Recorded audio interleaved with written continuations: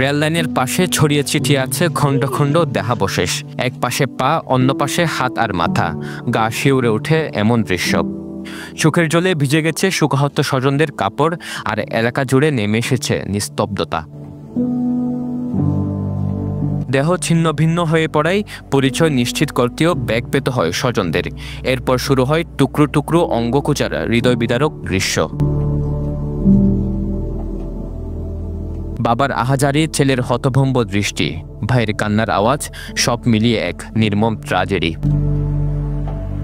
এটি শুধু একটি মৃত্যু নয়, এক পরিবারের সব স্বপ্নভঙ্গের আর্তনাদ।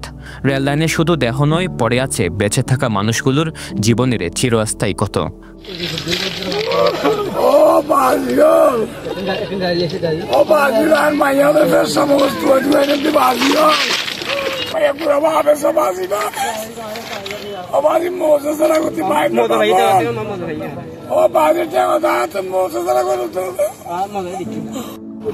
দেখি দূরে হবে যান গুস্ত তুই তুই দিন দেখি দূরে হবে যান তাতে এখন একখান তুই নি আয় কত 4-12টা বাজে বলে ওরা আইবে ট্রেন তুই ছোট বোনের বাচ্চার মাথা বাচ্চা মোটামুটি ঠিক আছে, মাথা গিয়ে গিয়ে ছোট বোনের বাচ্চা বড় বোনের বাচ্চা কিছু আর ভাই না ছোট আর নামত দন রাখ মনে হয় ছোট একদম ছোট দুটো বাচ্চা ছোট আতাউল্লাহ বয়স কত বা বয়স 14 মাস এই ছোট বা।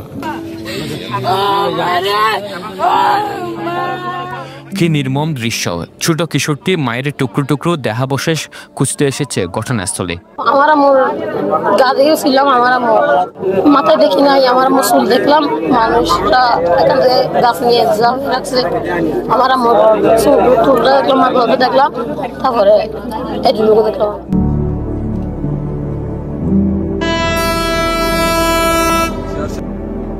শনিবার দুপুরে কক্সবাজারের রামু রশিদনগর ক্রসিং পার হওয়ার সময় কাটা পড়ে এভাবে ট্রেনের সাথে চলে যায় যাত্রীবাহী সিএনজি অটোরিকশা। প্রায় 1 কিলোমিটার দূরে গিয়ে অটোরিকশা থামলেও বাঁচেনি কারো জীবন। সিএনজিতে থাকা 4 জনের ছিন্ন বিচ্ছিন্ন মরদেহ পড়েছিল রেললাইনের দীর্ঘ পথ জুড়ে। নিহতরা হলেন সিএনজি চালক হাবিবুর রহমান, রেনু আক্তার, তার বোন আসমাউল হোসনা, সাথে 14 মাসের ছোট্ট সন্তান আতাউল্লাহ। স্থানীয়রা জানান, রশিদনগর ও ভারুয়াকালী ইউনিয়নের মাঝখানের রেল লাইন। এটি নির্মাণের সময় থেকে তারা দাবি জানিয়ে আসছিলেন ক্রসিংয়ে গেট স্থাপন করে নিরাপত্তা জোরদারের জন্য, কারণ সেখান থেকে প্রতিদিন হাজার হাজার মানুষ যাতায়াত করে। কিন্তু রেলওয়ে কর্তৃপক্ষ স্থানীয়দের দাবি কানে তোলেননি, যে কারণে বারবার দুর্ঘটনা ঘটছে। গেট স্থাপন না করলে তারা ভবিষ্যতে আরও বড় আন্দোলনে যাওয়ার হুঁশিয়ারি দেন। মূলত অ্যাক্সিডেন্টটা হচ্ছে বারবার আমাদের রশিদনগরের 3টা আপনার রেল ক্রসিং আছে। রেল ক্রসিং তো বাধ্যতামূলক রেল ক্রসিং তো রক্ষিত থাকার দরকার। তবে আমাদের রশিদনগর ইউনিয়নের 3টা যে রেল ক্রসিং আছে এখনও অরক্ষিত রেল ক্রসিংয়ের কারণে এই নিয়মিত দুর্ঘটনা হচ্ছে। ট্রেনের সাথে টমটমের ধাক্কা, ট্রেনের সাথে সিএনজির ধাক্কা। তো এটার নিরাপত্তার জন্য এখানে গেট নির্মাণ করা এবং গেটম্যান নির্মাণ করা, যাতে আম পাবলিক নিরাপত্তার সাথে যাতায়াত করতে পারে। আমরা চাই এটা খুব দ্রুত সময়ের মধ্যে এই জিনিসটা বাস্তবায়ন হোক। এখানে গেটম্যান নিয়োগ এবং গেটের একটা ব্যবস্থা, যাতে সুস্থ একটা ব্যবস্থা হয়, যার মাধ্যমে এলাকায় এবং এই জনপদটা তার নিরাপদ হবে। স্থানীয়রা 5 জনের মৃত্যু দাবি করলেও পুলিশ বলছে তারা 4 জনের মরদেহ পেয়েছেন, যেখানে 2 জন নারী, 1 জন শিশু ও অপর অটোরিকশা চালক। হ্যাঁ, একজন হলো সিএনজি ড্রাইভার মোহাম্মদ হাবিবুর রহমান, আর হলো রেনু আক্তার নামে একজন, আর রেনু আক্তারের বোন আসমাউল হোসনা এবং আসমাউল হোসনার সন্তান আতাউল্লাহ, 4 জন। এই ঘটনায় ঢাকা থেকে কক্সবাজারগামী ট্রেন প্রবাল এক্সপ্রেস আটকে দেয় উত্তেজিত জনতা। কয়েক ঘন্টা পর সেনাবাহিনী, পুলিশ ও উপজেলা প্রশাসন উত্তেজিত জনতাকে শান্ত করে ট্রেন চলাচল স্বাভাবিক করে। প্রশাসন বলছে, বিক্ষুব্ধ জনতার যৌক্তিক দাবি ইতোমধ্যে উপর মহলে পাঠানো হয়েছে।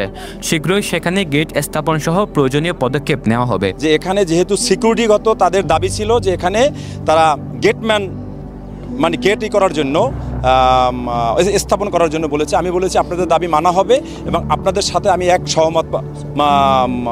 একমত আছি। এই প্রেক্ষিতে ওনাদেরকে যখন আমি কথা বলেছি, ওনারা আমার সাথে একমত হয়েছে এবং আমাদের কথা শুনেছে। এখন ঊর্ধ্বতন কর্তৃপক্ষের সাথে আমরা আলাপ করে এইখানের যে সিকিউরিটি, যে গেট করা দরকার ট্রেন চলাচলের জন্য, মানুষের যাতায়াতের জন্য, সেই ব্যবস্থা আশ্বাসে তারা উত্তেজিত জনতা এখান থেকে আমাদেরকে সহযোগিতা করেছে। আপনাদের যে যৌক্তিক দাবিগুলো থাকবে সেগুলো অবশ্যই প্রশাসনের পক্ষ থেকে যথাযথভাবে ব্যবস্থা নেওয়া হবে। আপনাদের সকলের প্রতি সমবেদনা জ্ঞাপন করছি। রেল দুর্ঘটনা এড়াতে কিছু গুরুত্বপূর্ণ পদক্ষেপ নেওয়া প্রয়োজন। এর মধ্যে রয়েছে সিগন্যালিং ব্যবস্থা উন্নত করা, রেললাইন ও বগিগুলোর নিয়মিত রক্ষণাবেক্ষণ করা, চালকদের প্রশিক্ষণ দেওয়া এবং লেভেল ক্রসিংগুলো নিরাপত্তা জোরদার করা। এছাড়াও পথচারী ও গাড়ি চালকদের সচেতনতা প্রয়োজন। রেললাইন পারাপারে সতর্ক থাকা এবং গাড়ি চলাচলেও নিয়ম মানা জরুরি। সরওয়ার সাকিব, পেনুয়া নিউজ।